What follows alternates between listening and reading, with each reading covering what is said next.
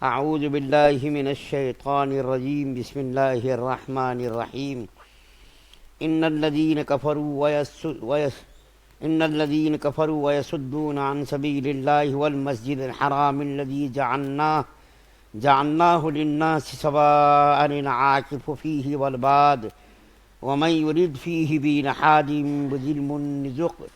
بظلم نذقہ من عذاب علیم۔ بے شک وہ لوگ سزا کے لائق ہیں جنہوں نے کفر اپنا لیا ہے اور جو دوسروں کو اللہ کے راستے سے اور اس مسجد حرام سے روکتے ہیں جسے ہم نے لوگوں کے لیے ایسا بنایا ہے کہ اس میں وہاں کے باشندے اور باہر سے آنے والے سب برابر ہیں، اور جو کوئی شخص ان میں ظلم کر کے ٹیڑھی راہ نکالے گا ہم اسے دردناک عذاب کا مزہ چکھائیں گے۔ سورہ حج کی آیت نمبر 25 آپ کے سامنے پڑھی گئی ہے۔ کل آپ کے سامنے دو فرقوں کا تذکرہ کیا گیا تھا، ایک فرقہ کافروں کا اور ایک فرقہ مسلمانوں کا۔ کافروں کے بارے میں بتایا گیا تھا کہ اللہ تعالیٰ ان کو جہنم کے اندر ڈالیں گے، اور جب وہ جہنم سے نکلنے کی کوشش کریں گے تو اللہ تعالیٰ ان کو پھر ڈھکیل کر کے جہنم کے اندر ڈال دیں گے، اور اللہ فرمائیں گے کہ مزہ چکھو جہنم کا جو تم نے دنیا میں کفر کیا تھا، شرک کیا تھا۔ اس کے بعد پھر ایمان والوں کا حال بیان کیا گیا تھا کہ اللہ تعالیٰ نے ایمان والوں کے لیے جنت کے اندر کیا کیا انعامات رکھے ہیں، ریشم کا لباس، سونے چاندی کے ہیرے جواہرات کے کنگن اور تاج، اس کا استقبال کیا جائے گا۔ آج اس وقت جو اس ایک آیت کریمہ پڑھی گئی ہے وہ کفار سے متعلق ہے، اور وہ یہ ہے کہ اللہ تعالیٰ فرماتے ہیں وہ لوگ جنہوں نے کفر کیا۔ یہ کفر کرنا اللہ کی نظر میں سب سے بڑا جرم ہے۔ کفر کرنا اس سے بڑا جرم اور اس سے بڑی بغاوت کوئی ہو ہی نہیں سکتی۔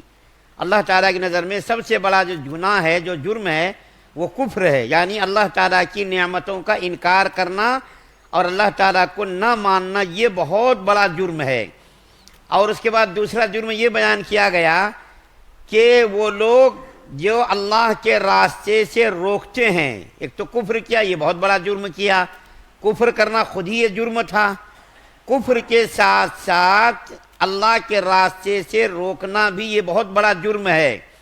اور پھر اللہ تعالیٰ فرماتے ہیں کہ اس مسجد حرام سے روکتے ہیں جسے اللہ تعالیٰ نے لوگوں کے لیے ایسا بنایا ہے کہ اس میں وہاں کے باشندے اور باہر سے آنے والے سب برابر ہیں۔ یہ اس آیت کریمہ کا جو یہ حصہ ہے جو اس وقت میں نے ترجمہ کیا، اس کا تعلق صلح حدیبیہ سے ہے۔ صلح حدیبیہ یہ 6 ہجری میں یہ واقعہ پیش آیا ہے کہ نبی کریم صلی اللہ علیہ وسلم نے 1500 صحابہ کرام کے ساتھ 6 ہجری میں عمرہ کرنے کا ارادہ فرمایا، تو 1500 صحابہ کرام کو ساتھ میں لیا اور عمرہ کرنے کے ارادے سے مدینے سے مکہ تشریف لائے۔ حدیبیہ ایک مقام ہے جو مکے سے تقریباً 6 کلومیٹر کے فاصلے پر ہے۔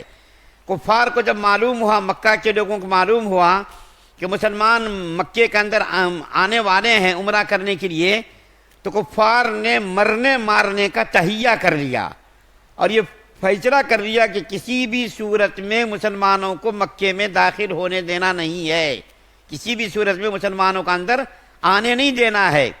تو اللہ تعالیٰ نے اس کی مذمت بیان کی کہ اللہ تعالیٰ کے راستے سے بھی روکتے ہیں اور اس مسجد حرام سے بھی روکتے ہیں جو اللہ تعالیٰ نے خالص عبادت کے لیے بنایا ہے، مکہ کے اندر کے لوگوں کے لیے بھی بنایا ہے، مکہ کے باہر کے لوگوں کے لیے بنایا ہے۔ تو مکہ کے لوگوں نے نبی کریم صلی اللہ علیہ وسلم کو روکا، صحابہ کرام کو روکا، نتیجتاً مسلمانوں اور کفار کے درمیان آپس میں بات چیت ہوئی۔ کفار نے 10 شرطیں رکھی مسلمانوں کے سامنے، اللہ کے رسول صلی اللہ علیہ وسلم نے ان 10 شرطوں کو قبول کیا، لیکن ان شرطوں کے اندر ایک شرط یہ تھی کہ مسلمان اس سال تو واپس چلے جائیں، عمرہ نہ کریں، اگلے سال آ کر کے اس عمرے کی قضا کریں۔ ایک شرط ان 10 شرطوں میں سے ایک شرط یہ تھی، اور ایک شرط جو نہایت ہی بظاہر دب کر ڈر کر جھک کر جو شرط کی گئی تھی، وہ بظاہر یہ ایک نبی ہی اس کو سمجھ سکتا ہے کہ اس کے پیچھے کتنی باریک حکمت اور مصلحت چھپی ہوئی تھی۔ وہ شرط کیا تھی؟ اگر کوئی مسلمان کافر ہو کر مکے کے اندر آئے گا تو کافر ان کو واپس نہیں کریں گے، اور اگر کوئی کافر مسلمان ہو کر کے مدینہ گیا تو اس کو مسلمانوں کے لیے واپس کرنا لازم ہوگا۔ یہ اتنی سخت شرط تھی کہ صحابہ کرام بے چین ہو گئے۔ حضرت عمر فاروق رضی اللہ تعالیٰ عنہ جیسے جلیل القدر صحابی بھی اس دور بینی کو اور نبی کریم صلی اللہ علیہ وسلم کے اس فیصلے کی تہ میں چھپی ہوئی حکمت کو نہیں سمجھ سکے۔ حضرت عمر فاروق بے چین ہو گئے، پریشان ہو گئے کہ ارے اتنا جھک کر کے دب کر کے صلح کرنے کی کیا ضرورت ہے؟ لیکن اللہ کے رسول صلی اللہ علیہ وسلم نے فرمایا نہیں، میں اللہ کے حکم کا محتاج ہوں، مامور ہوں، اللہ کا حکم ایسا ہی ہے کہ میں اس شرط کو بھی مان لوں۔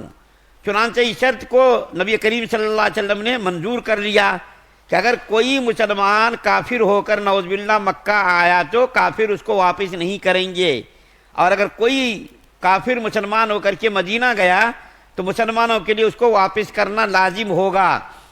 یہ شرط جو ہے مان لی گئی۔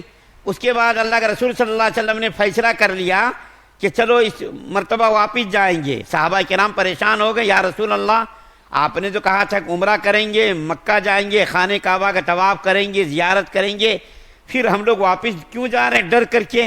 کیا ضرورت ہے؟ تو اللہ کے رسول صلی اللہ علیہ وسلم نے فرمایا اسی میں حکمت اور مصلحت ہے۔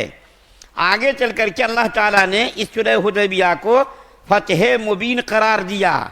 یہ بہت لمبا چوڑا واقعہ جس کو اس وقت بیان کرنا مشکل ہے، تو بہر کیف اللہ تعالیٰ نے اس کی مذمت بیان کی کہ ایک تو کفر انہوں نے کیا، اللہ کے راستے سے روکا، اور مسجد حرام میں داخل ہونے سے بھی وہ لوگ روکتے ہیں، حالانکہ مسجد حرام کو اللہ تعالیٰ نے بنایا ہی اس لیے ہے تاکہ باہر کے لوگ اندر کے لوگ اس کے اندر عبادت کر سکیں۔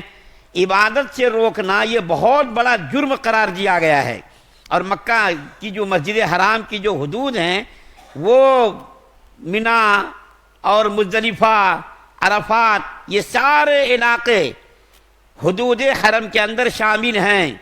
یہ سب کے سب زمین جو ہے حد ہے، یہ مکے کے اندر مسجد حرام کے اندر داخل ہے۔ ان جگہوں کو بیچنا، بعض علماء کا قول ہے ان جگہوں کو بیچنا، خرید و فروخت کرنا غلط ہے، ناجائز ہے، لیکن بعض علماء نے کہا کہ نہیں یہ جائز ہے، اور بعض علماء نے کہا کہ وہاں کے مکانات کے اندر تالا لگانا، بند کرنا بھی جائز نہیں ہے۔ باہر سے آنے والے لوگوں کے لیے سہولت کے لیے دروازوں کو بند نہ کیا جائے بلکہ کھلا رکھا جائے تاکہ لوگ آئیں وہاں آرام کریں۔ لیکن بعض علماء اس کی بھی تائید کرتے ہیں کہ خرید و فروخت کرنا، کرائے پر، اجرت پر مکان کو دینا، یہ سب جائز ہے۔ تو اللہ تعالیٰ نے ان کافروں کی مذمت بیان کی جنہوں نے مسلمانوں کو مسجد حرام میں داخل ہونے سے روکا اور مسجد حرام میں آنے سے منع کیا، اور اس کے لیے انہوں نے جو ہے لڑائی کرنے کا بھی تہیہ کر لیا، کسی صورت میں بھی مسلمانوں کو ہم اندر داخل نہیں ہونے دیں گے۔ ایسے لوگوں کے بارے میں اللہ تعالیٰ فرماتے ہیں یہ بہت بڑا ظلم ہے، جو کوئی شخص اس میں ظلم کر کے ٹیڑھی راہ نکالے گا ہم اسے دردناک عذاب کا مزہ چکھائیں گے۔ یہ اتنا بڑا جرم ہے۔